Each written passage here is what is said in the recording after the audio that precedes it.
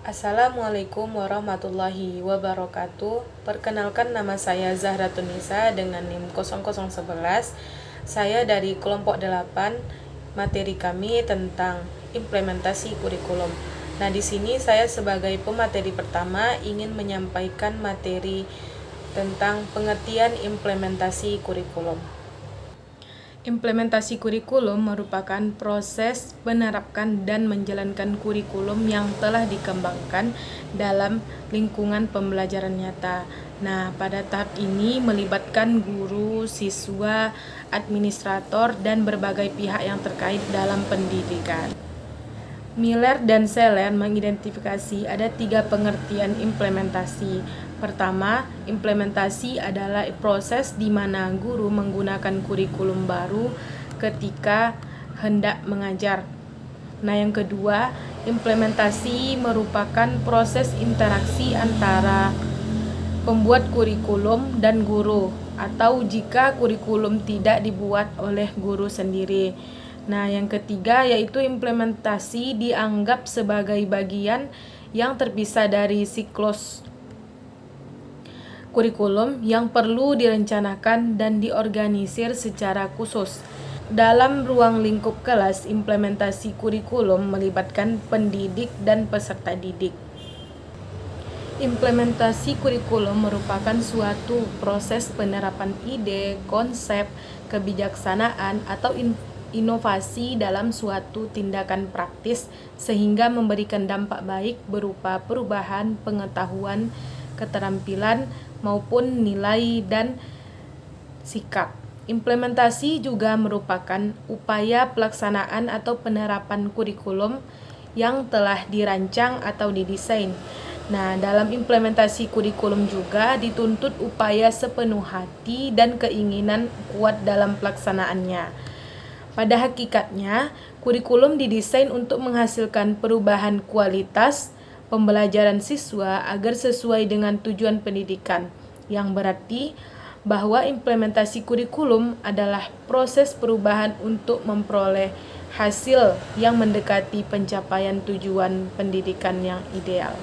Berdasarkan hal itu, semua kerja kurikulum mulai dari rancangan implementasi dan evaluasi merupakan siklus perubahan. Nah, hal ini menunjukkan bahwa implementasi kurikulum, baik yang lama atau yang baru, adalah perubahan. Bukan hanya perubahan konten, kurikulum, atau proses pembelajaran saja, tetapi juga perubahan personal, sosial, dan profesional. Nah, karena implementasi kurikulum mengubah persepsi, filosofi, sikap, nilai, dan praktik pendidikan guru di dalam kelas. Nah, fokus implementasi adalah pada pencapaian hasil pendidikan tertentu melalui proses perubahan tingkah laku yang berlangsung dalam jangka waktu tertentu pula.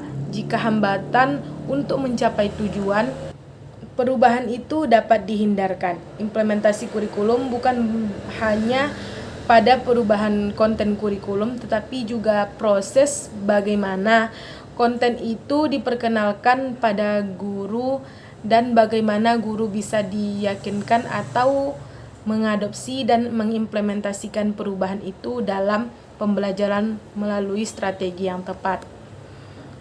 Ada beberapa hal yang menjadi komponen dalam merencanakan implementasi kurikulum, diantaranya yang pertama yaitu rumusan tujuan.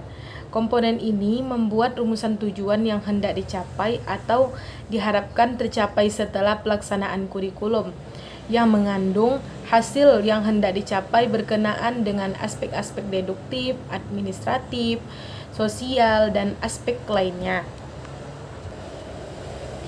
Yang kedua yaitu identifikasi sumber-sumber.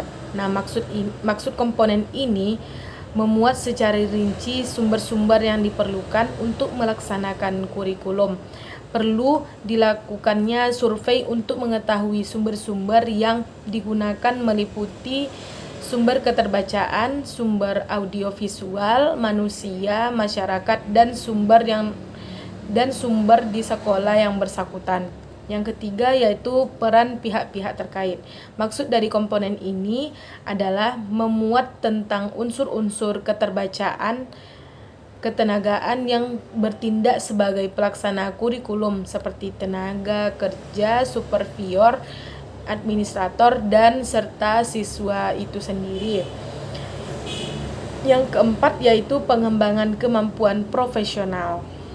Nah, maksud pada komponen ini memuat perangkat kemampuan yang dipersyaratkan bagi masing-masing unsur ketenagaan yang terkait dengan implementasi kurikulum. Yang kelima yaitu penjadwalan kegiatan pelaksanaan. Nah, komponen ini memuat uraian lengkap dan rinci tentang jadwal pelaksanaan kurikulum. Pelaksanaan ini dilakukan secara acuan bagi para pelaksanaan untuk memudahkan pelaksanaan tugas dan partisipasinya bagi pengelola dapat dijadikan sebagai rujukan untuk pelaksanaan pengontrolan dan evaluasi. Yang keenam yaitu unsur penunjang. Unsur penunjang ini maksudnya memuat uraian lengkap tentang semua unsur penunjang yang berfungsi menunjang pelaksanaan kurikulum. Unsur penunjang ini meliputi metode kerja, manusia, perlengkapan biaya, dan waktu yang tersedia. Nah, yang ketujuh yaitu komunikasi. Maksud dari komunikasi ini direncanakan sistem dan prosedur komunikasi yang dibutuhkan dalam pelaksanaan kurikulum.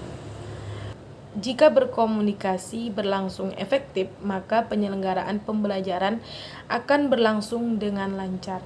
Nah, jadi implementasi kurikulum adalah suatu kegiatan yang ditujukan untuk mewujudkan kurikulum di dalam kelas atau mengubahnya menjadi bentuk materi melalui proses transmisi dan transformasi.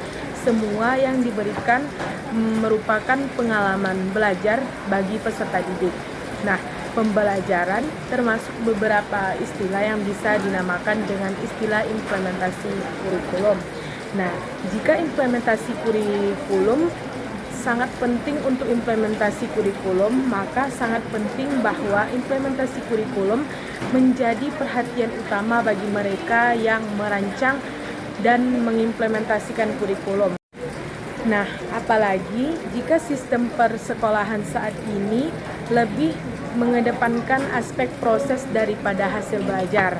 Nah, oleh karena itu, untuk mewujudkan pelaksanaan kurikulum dapat disesuaikan dengan rencana program yang tertulis dan terlebih dahulu. Jadi harus memiliki pemahaman yang jelas tentang filosofi dan teori yang digunakan. Sekian penyampaian materi dari saya. Terima kasih.